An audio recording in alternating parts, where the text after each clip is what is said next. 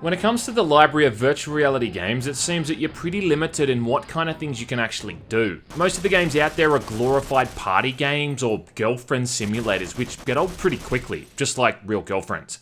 But what's always kind of interested me is how non-VR games carry across into VR. As a fan of the first-person shooter genre, it's something that is the most obvious transition, considering VR headsets are about as first-person as a game could possibly get. So I thought I'd go and take a look at some of the old first-person shooters that I'm used to playing on PC and seeing how they carry across over into VR.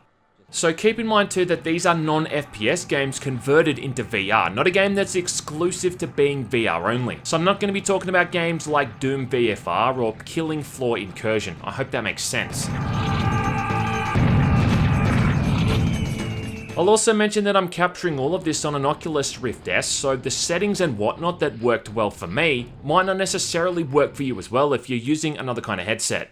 This is by no means a fully comprehensive list too, so if there's anything I miss or that you'd like to see me cover in a future video, well, feel free to ask me in the comments section below. Right, so first off, we might as well start where the FPS genre pretty much kicked off, and that's with the original Doom. In fact, if there wasn't some kind of VR mod for Doom, I'd be really surprised, along with disappointed. About as disappointed as your parents are.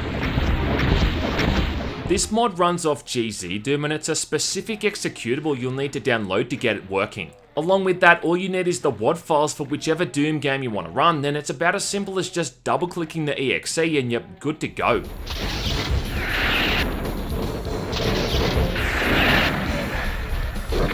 And yes, it even works with custom WADs, at least the ones that matter anyway.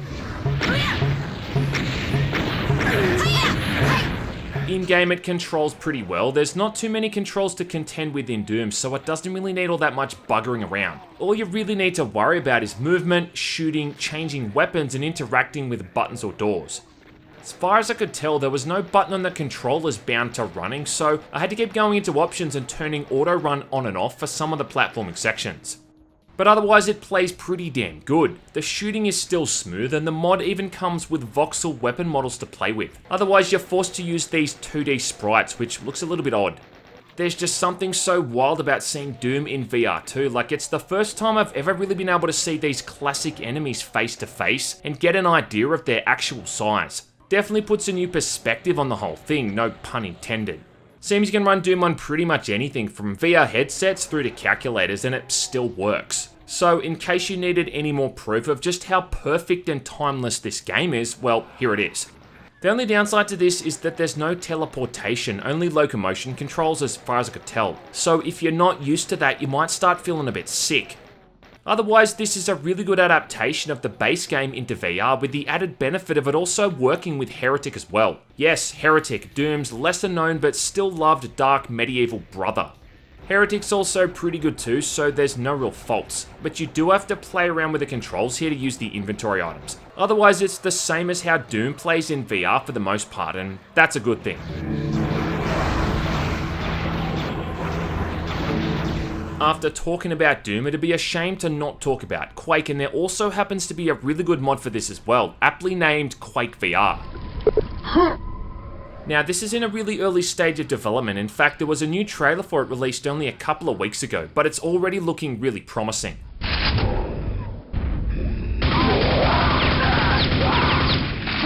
Like Doom in VR, there's modified weapon models, and your heads-up display is now attached to your left wrist. But aside from that, it still retains everything that makes Quake so much fun to play.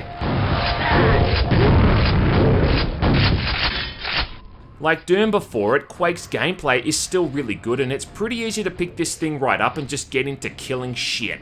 This mod also has a whole heap of options to play around with too, like choosing the scale for the environment and the weapons, along with giving yourself a crosshair or a laser sight to make aiming easier.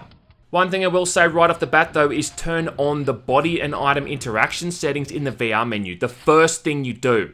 By default, this is off, meaning you have to go around picking up every single piece of ammo and health with your bare hands. And this I think just kills the whole pace of the shooting and makes it just so tedious.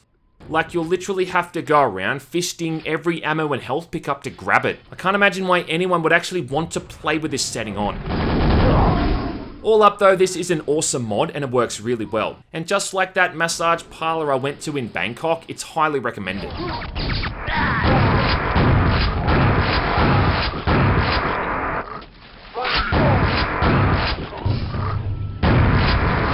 Next up, we've got Half-Life 1 and 2, and it'd be a bit of a sin without including both of these games. These, however, are a little bit trickier to get running, but the right mod in the wrong place can make all the difference. Half-Life requires a specific mod, which isn't too hard to find, but then when you get in game, there's a bit of buggering around to get the controls working. The mod doesn't come with the controls already mapped, so you'll have to download someone's existing bindings through Steam VR Dashboard, unless you want to spend all this time mapping your own. I don't.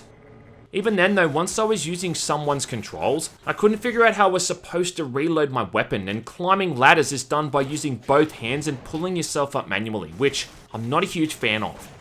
After playing this for a couple of hours, I'll be honest, I don't think Half-Life is a very good game to play in VR in the first place. I mean, look, it is fun blasting through some of those combat-focused chapters, but otherwise, all the stuff in between is just kinda boring. There's a lot of platforming stuff and crawling through vents, and that's not really all that conducive for fun in a VR game. Platforming gets you an express ticket to Vomit Town, and crawling through vents is boring no matter how you're doing it.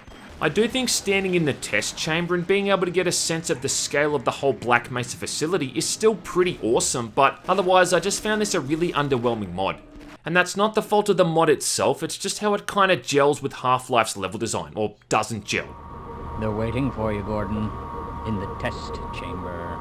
Getting Half-Life 2 running in VR though is just a complete fucking shit show. Now there's a couple of ways to do this.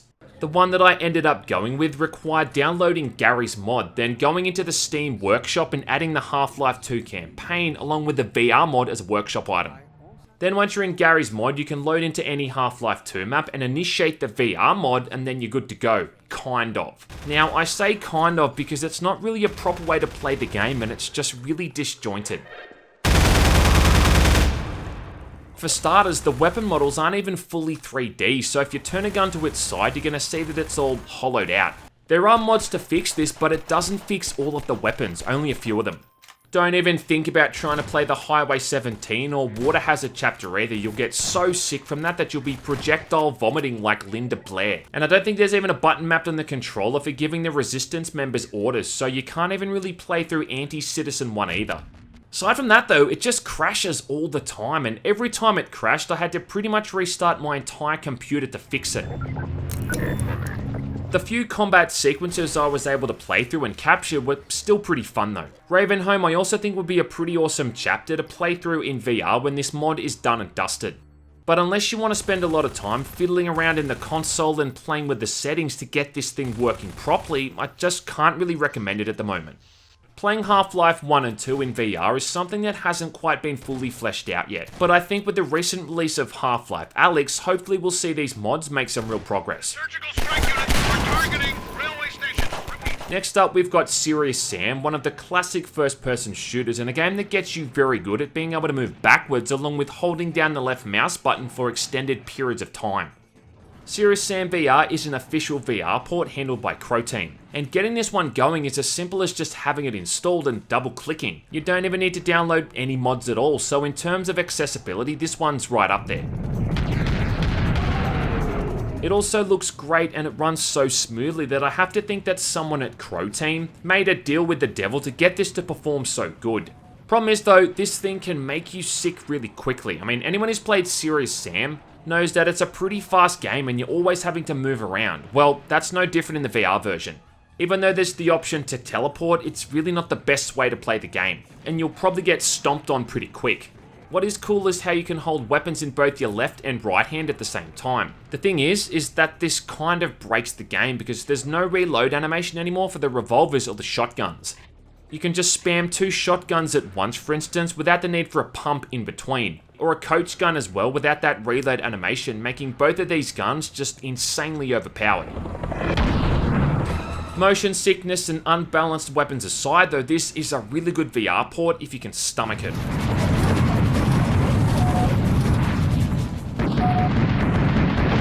This is getting serious. And finally we've got Doom 3, which I think might be my favourite game in this entire video to play in VR.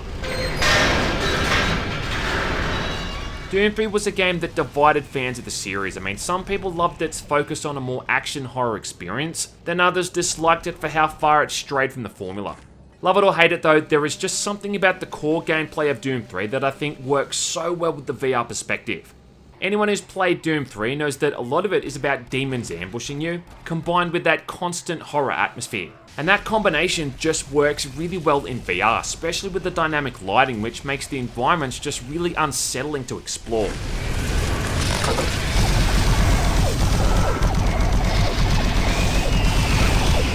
Also, the fact that a lot of the enemies in this game prioritize melee attacks, so you'll get some really good jump scares as imps or zombies try to get up in your face. Seeing the Hell Invasion in real time through the headset was just so wild, and you really appreciate some of those scripted sequences a hell of a lot more when it looks like something is inches away from your face.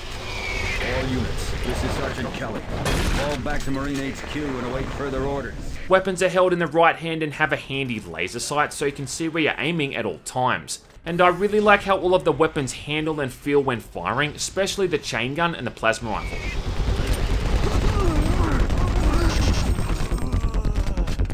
What's also really cool about this mod is the way that it handles the flashlight. Instead of having the flashlight as its own separate weapon, you can now choose to either hold it in your left hand, have it mounted to your helmet so it shines where you're looking, or mount it to your weapon so it shines where you're aiming. Just such a cool way to incorporate the flashlight into the new control scheme and let players customize how they really want to use it. You can even choose whether or not you want your body and arms in view, just your hands, or even just your weapons. With the option for teleporting or locomotion controls, there's that option covered for people too who get motion sickness, but I think locomotion actually works perfectly.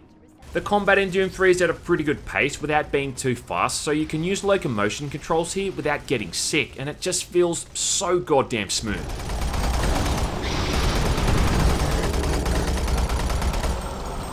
The only odd thing is how cinematics are still played out normally, but you're still jumped around with each camera angle, and you can like move your head around during these and see things you're not supposed to. Honestly though, this whole mod is just amazing, and it's staggering to think that it's fan made. But the only downside to it is that you have to play with the BFG edition of Doom 3, which is really unbalanced and just flushes you with ammo. Otherwise though, this is hands down the best VR mod in the entire list. Now I know there's a couple of mods for Doom 3 to get it going in VR, but the one that I ended up using was one that a bunch of people recommended to me, and that's the one called Fully Possessed. This thing couldn't be easier to install either. You just double click an exe, load it up, and then you're pretty much good to go. Getting the in-game settings to how you like them took me all of 2 minutes, and then after that it ran fine. No crashes, no bugs, nothing. Perfectly balanced, as all things should be.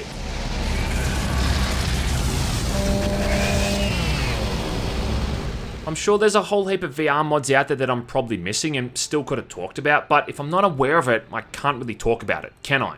So like I said, if there's any mods I missed or that you'd like to see me cover, be sure to let me know in the comments.